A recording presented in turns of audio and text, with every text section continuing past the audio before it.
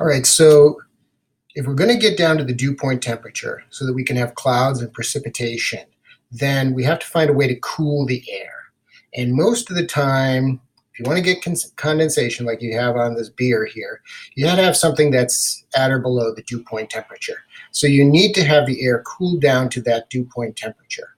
And the way that that usually happens is through adiabatic processes. An adiabatic process is when the air is cooled or heated only by being compressed or expanded.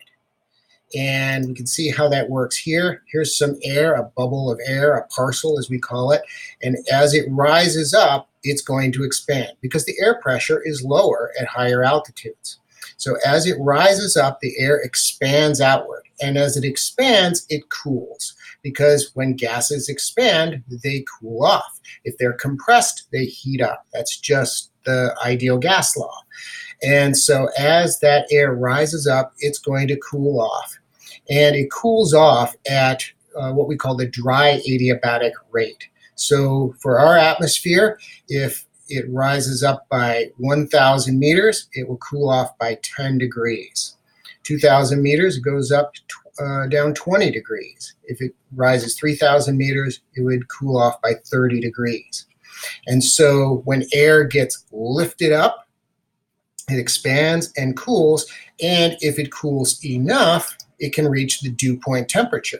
So if in our example here, the dew point temperature for this air is 2 degrees Celsius, and it starts out at 32 degrees at the surface, it would have to rise 3,000 meters to cool off the 30 degrees to get down to 2 degrees Celsius. So that's the dry adiabatic rate of 10 degrees Celsius per 1,000 meters. Once it reaches the dew point temperature, then it's going to start to condense. And condensation, as you may remember, releases energy, releases heat. And so it's going to cool off, but not as fast. So it switches over from the dry adiabatic rate to the wet adiabatic rate, or sometimes called the moist adiabatic rate. And that is less, anywhere from 5 degrees Celsius per 1,000 meters to 9 degrees Celsius per 1,000 meters. It varies because of how much water could be condensing. The more water that condenses, the more water is going to be, more heat is going to be added back into the air. So you've got the dry adiabatic rate, 10 degrees per 1,000 meters, and the wet adiabatic rate, which is less than that. So when it comes to condensation, the mantra you want to repeat over and over again until you know it in your sleep is the air rises up, it expands and cools adiabatically, it reaches the dew point temperature, and we have clouds and precipitation.